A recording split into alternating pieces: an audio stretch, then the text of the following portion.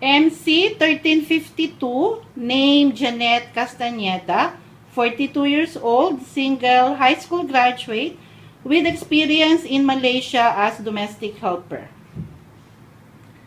Okay, Miss Castaneda, can you please introduce yourself?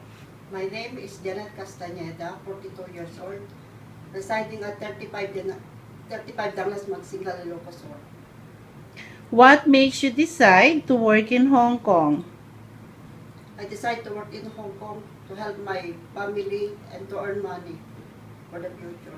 Can you please tell us what is your experience working in Malaysia under the family of Anthony Dibble? My working experience in Malaysia, ironing, cooking.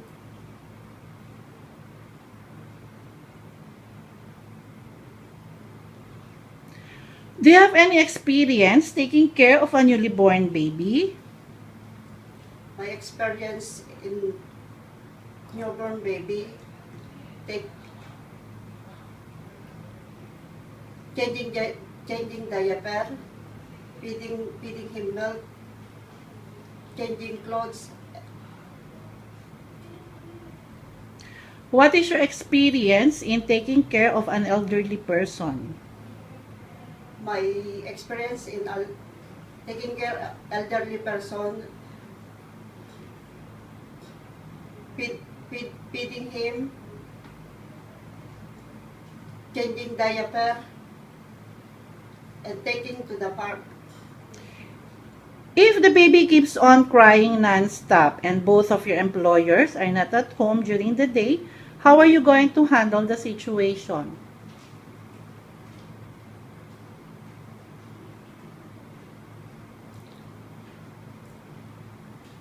I will put on my chest, rub his back gently, and I will sing lullaby for him. In case of emergency and there's no other adult in the house except you and the children, how are you going to handle the situation? First, I will make the children's safety, try to call the emergency hotline. Lastly, I will call my employer to tell her that there's emergency going on. If your employer will give you a weekly budget for marketing and grocery, how are you going to spend the money that is being given? I will make a note for buying things to the market or groceries, and make a list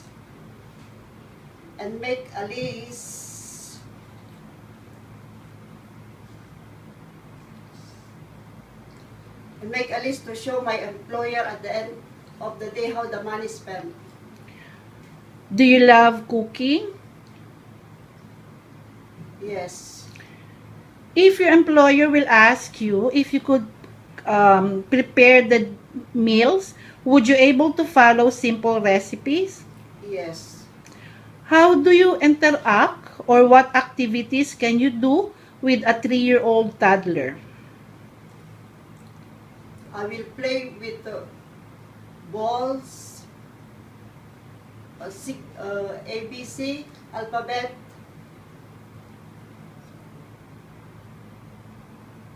Why do you think that employers should hire you as their domestic helper? Because I'm honest and trustworthy. If your employer will ask you if you could please clean their car, are you willing to accept the job offer? Yes. Are you afraid of dogs? No. Would you consider to take good care of pets as well? Yes. If your employer just gave birth to a newly born baby or soon will give birth, and they will ask you if you could please keep an eye on the baby during nighttime, are you willing to accept the job offer? Yes. Do you have any nursery rhyme? Yes. Okay, can you please show us what nursery rhyme do you know? Rock-a-bye baby on the treetop, when the wind blows the cradle will rock, when the bough breaks the cradle will fall, and come down baby the cradle and all. If you will be given the chance to be employed by one of our employers in Hong Kong, what is your message to your future employer? To my future employer, thank you for giving me a chance or privilege to be employed. I promise I will serving your family, and I do my very best in serving your family.